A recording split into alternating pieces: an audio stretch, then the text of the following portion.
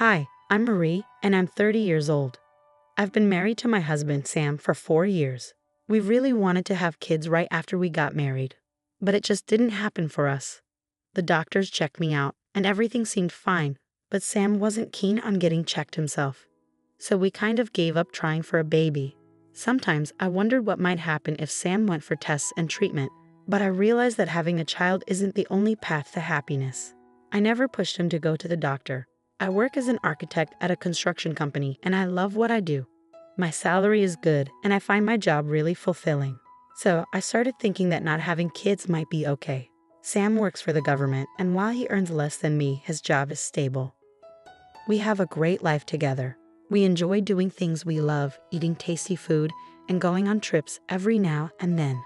That's Sally, my sister, calling me from outside the house with her sweet, pleading voice again. It's way too early for anyone to be dropping by, especially on a weekday. With a sigh, I made my way to the front door. Can you stop coming over so early? I'm sorry, but I've got something going on. Can you take care of Annie again? I looked after her just the other day, remember? Please, I need your help. Sally, who's 3 years younger than me, became a mom to Annie 4 years ago through a sudden marriage that didn't last long. Now she's raising Annie on her own.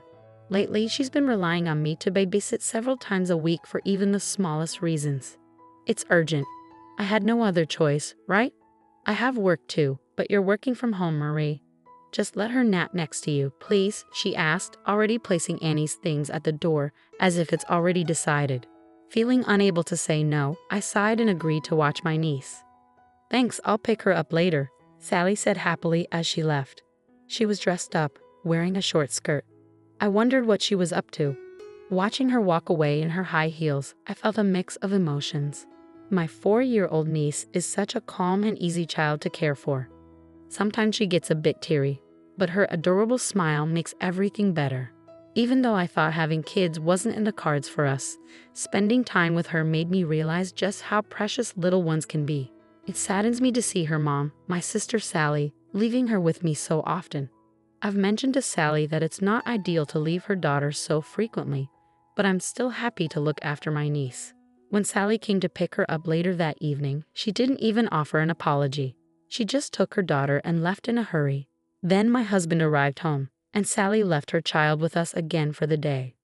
I tried to talk to my husband about my day, but he seemed disinterested and barely responded.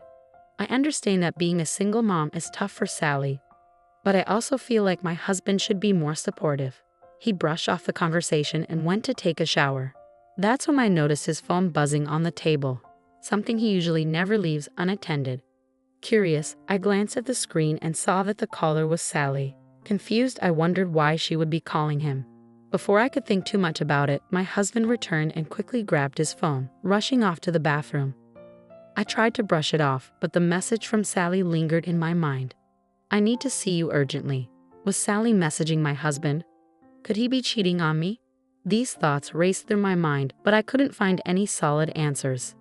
Since then, I never had another opportunity to check his phone. I'm feeling a bit peckish. Oh, sorry, sweetheart, I got distracted, I said as I lifted my niece into my arms. She looked up at me with those innocent eyes, melting my heart. If Sally is really having an affair with my husband, it means she's putting her desires ahead of her own child. How could she abandon such an adorable little girl? If my suspicions are true, I don't know if I could ever forgive either Sally or my husband. Here are the findings from the investigation.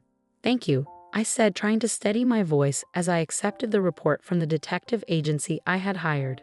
The results confirmed my worst fears. My husband was indeed having an affair. It hit me like a ton of bricks, but I managed to hold back my tears. I had mentally prepared myself for this moment. As it turned out, my husband and Sally were deeply involved in this affair. It wasn't just a one-time mistake or a brief lapse in judgment. They had been meeting several times a week, going to great lengths to cover their tracks. Looking back, I recalled how my husband, typically punctual and returning home from his government job, suddenly started working late on the days Sally brought my niece over. He always had some excuse ready to defend Sally's actions when she left her child with us. Why hadn't I noticed these patterns before? They both often came home at the same time, but I never connected the dots until now. Receiving the report, I was overwhelmed with uncertainty about what steps to take next. Should I confide in my parents or confront both of them? But before anything else, my niece came to mind. You're having an affair, aren't you? I confronted my husband abruptly, catching him off guard. What? No, what are you talking about? Don't spout nonsense, he retorted, clearly taken aback by my accusation.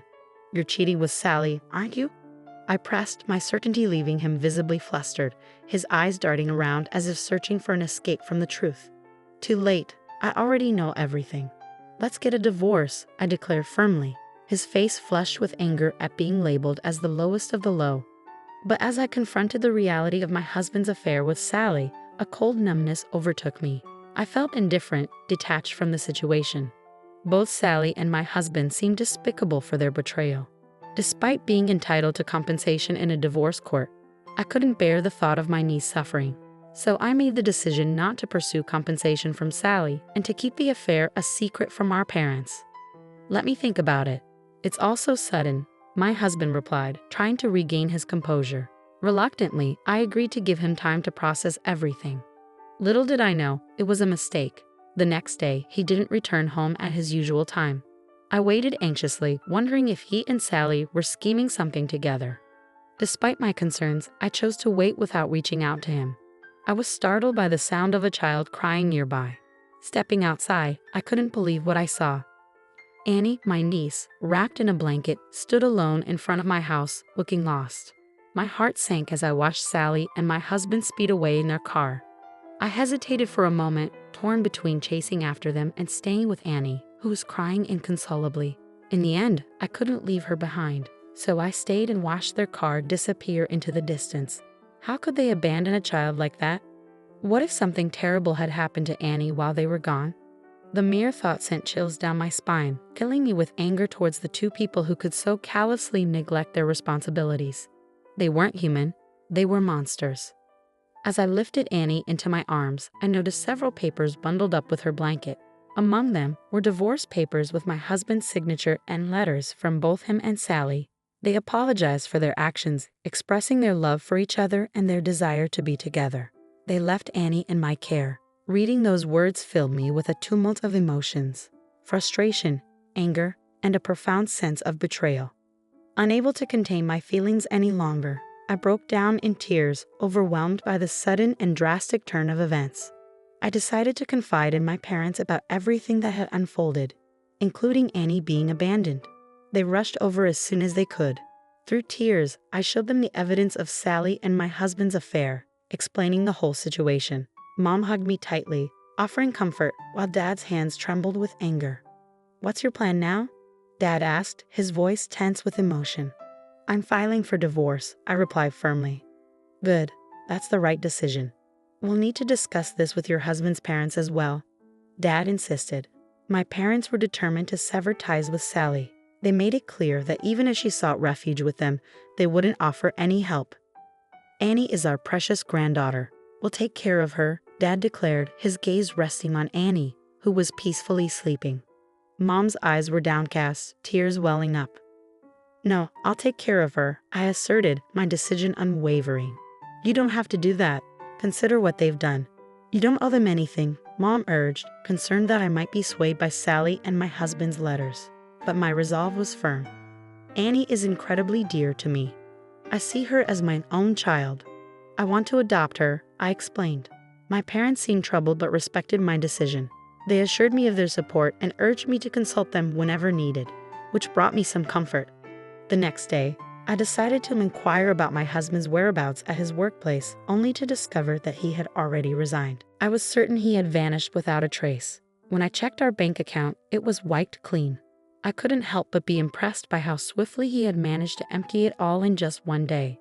However, only a small portion of the money, which was in an account my husband had easy access to, had been withdrawn. The rest of our savings were safely tucked away in another account. I had made the decision to transfer the funds as a precaution, and now I was grateful for that foresight. It was a small move on my part, but it saved us from financial ruin. I also reached out to Sally's ex-husband, hoping he might want to be involved in his daughter's life, but he showed no interest.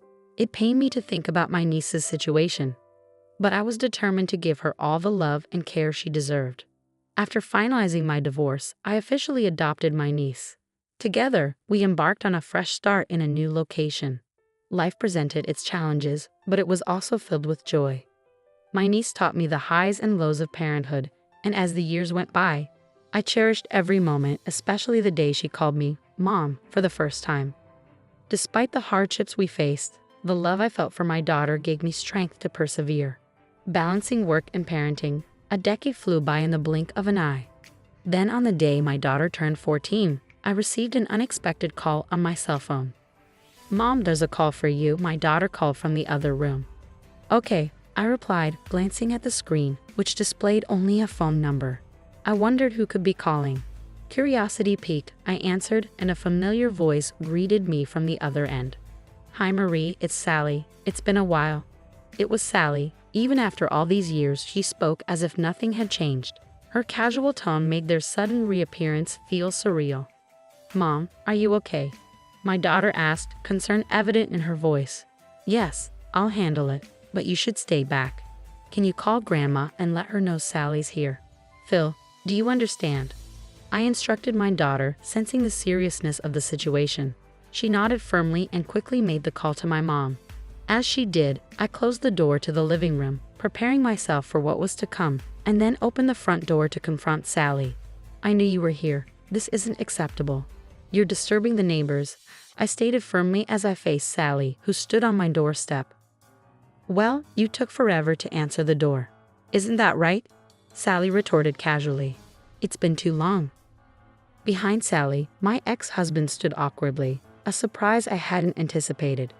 The two of them, who I hadn't seen in a decade, looked different. My ex-husband appeared worn out, while Sally seemed to be trying to maintain a youthful appearance but instead appeared older than her years. "I'm not comfortable with this sudden visit. Please leave. I came for my daughter. Is she here?" I demanded. "Stop. You're not coming in," I interrupted firmly. "Why? She's my daughter. If you don't let us in, I'll have to call the police."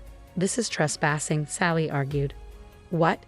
Sally's irritation at my firm refusal was evident as she raised her voice towards the house. "Hey Annie, you're in there, right? Stop this nonsense. Why are you interfering? Do you really think you're her real mom, Marie? You're nothing but a fraud. I'm the one who carried her in my womb and gave birth to her. A real mom is obviously superior." I wanted to retort to remind Sally of her decade-long absence and abandonment of Annie, but I hesitated, considering that my daughter might still harbor some curiosity about her biological mother. With that in mind, I found myself at a loss for words. Seeing my hesitation, Sally laughed triumphantly and pushed past me, striding into the house. "Annie, Mom." "Ha, you've grown up. I'm your real mom," Sally declared. Confused by the sudden intrusion, my daughter looked at Sally with a mix of fear and uncertainty. Sensing my daughter's unease, Sally's expression twisted into one of displeasure. "Has this woman been filling your head with lies about me?" "It's all untrue. She's the one who took you from me and pretended to be your mom." "I'm your real mother," Sally insisted, her gaze shifting from me to my daughter. My daughter, angered by Sally's attitude, exclaimed, "Liar." "Yes, your aunt is the real liar, not me," Sally retorted. "What?" My daughter pointed directly at Sally, stunning both of us with her unexpected outburst. "Do you know how old I am? I'm almost 16, not 15. My mom raised me all these years, but she never told me about you. Still, I remember a little about you." Both Sally and I were speechless as my daughter continued, "I remember you yelling at me, not giving me food." "What? I never did such a thing," Sally denied vehemently. "You're not my mom. I have only one mom, not the one who gave birth to me, but the one who cared for and loved me. That's this mom," my daughter declared, pointing at me with conviction. My daughter gripped my sleeve tightly, and a surge of emotion overwhelmed me, threatening to spill tears. "What?" Sally exclaimed in frustration, her hand lifting as if to strike. Instinctively, I moved to shield my daughter, but Sally's movement abruptly halted. "Dad, it's you." My husband had returned without my notice, and he swiftly intervened, grasping Sally's arm and preventing any harm. Informed of the situation, he understood that Sally was the aggressor, while my ex-husband stood bewildered nearby, watching with a sharp gaze. "Are you both all right?" My husband asked calmly, his reassuring presence bringing a sense of relief to my daughter and me. Yes, we both replied, reassured by the steadiness in his eyes. You remarried? My ex-husband, who had failed to intervene in Sally's violence, was taken aback. That's none of your concern, I responded firmly. How dare you remarry without me? You left me and vanished after the divorce, remember? My ex-husband's accusatory tone was met with stern gazes from both my husband and me, leaving him speechless. What? Marie remarried? Living in this grand house with a husband? This is absurd. I took everything from her. Why does she seem happy? Sally's voice cracked as she screamed, her disheveled hair adding to her erratic appearance. These people have treated Mom horribly. My mom is only my mom, my typically reserved daughter passionately defended me. It's all right, stay here with Mom. Your parents are here too. We'll sort this out, my husband assured us, his gentle touch steadying me as I realized I was trembling uncontrollably. My husband escorted Sally and my ex-husband outside, their voices filled with nonsensical shouts. Mom, are you okay? My daughter's concern was evident in her voice. I'm sorry, I should have talked to you. I apologize, feeling a pang of regret. No, it's okay. I never told you either. I remembered my biological parents and thought you might be disappointed. If only I had done the right thing, I wouldn't have made you feel so insecure, my daughter admitted, her words heavy with remorse. I know you kept silent thinking of me. Me? I replied, tears streaming down my face as we embraced each other tightly. Fear, relief, and happiness mingled together as we cried together. The weight of the recent events finally released. Sally and my ex-husband were sternly reprimanded by my husband and parents for their unreasonable behavior. Despite their persistent attempts to reclaim my daughter, their motives were purely self-serving. My daughter's biological father, Sally's ex-husband, had recently passed away, leaving behind a significant inheritance for Annie, his legitimate daughter. Sally and my ex-husband sought to gain control of my daughter in pursuit of this inheritance. Sally, desperate for money, sought refuge at her parents' home, only to be turned away and ostracized. Though my daughter discovered the truth in a painful manner, she bravely accepted it and forged ahead. With the unwavering support of my loving daughter and devoted husband, I realized that family goes beyond blood ties. Our bond is rooted in love and resilience, surpassing any genetic connection. As I prepared breakfast with my daughter on a Sunday morning, I couldn't help but feel overwhelmed with gratitude for our happiness and the strength of our family bond.